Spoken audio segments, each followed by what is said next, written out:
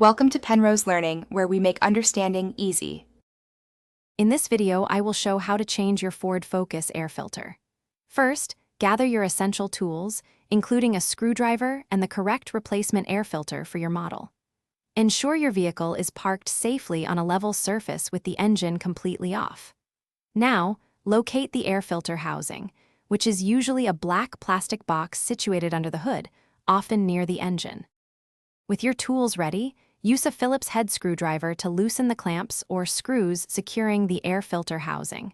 There are typically 2 to 4 clamps. Once loosened, carefully lift the top cover of the housing.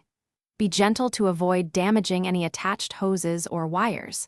Take a moment to note how the old filter is seated inside. Now, carefully remove the old, dirty air filter from its compartment. You might notice it's quite dusty or has leaves and debris.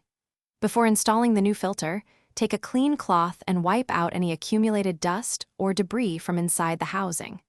Then, insert your new air filter, making sure it sits snugly and correctly in the housing, matching the orientation of the old one.